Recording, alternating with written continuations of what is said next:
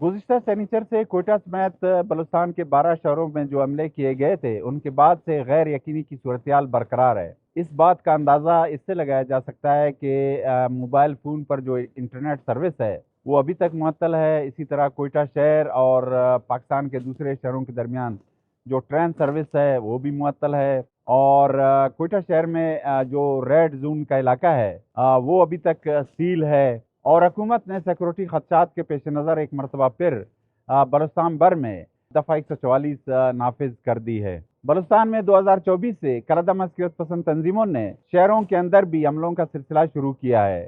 تاہم تجزیہ کاروں کے مطابق سینیچر کے روز جو حملے ہوئے وہ اپنی نوعیت کے سب سے بڑے حملے تھے۔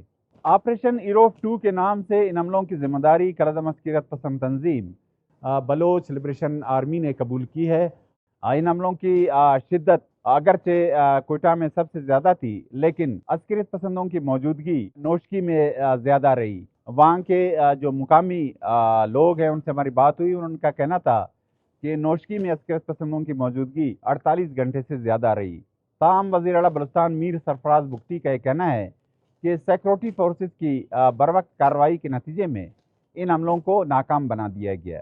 سرکاری حکام کا کہنا ہے کہ سینیچر سے اب تک سیکورٹی فورسز کی کارروائی کے نتیجے میں 100 سے زائد عسکریت پسندوں کو ہلاک کیا گیا ہے، اور ان کا یہ بھی کہنا ہے کہ اس دوران 17 سیکورٹی فورسز کے اہلکار مارے گئے، جبکہ 31 عام شہری بھی ہلاک ہوئے۔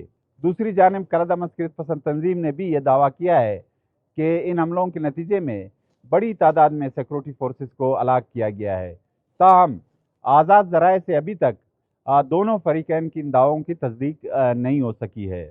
ان حملوں کے دوران حملہ آوروں نے سب سے زیادہ سرکاری تنصیبات اور بینکوں کو نشانہ بنایا۔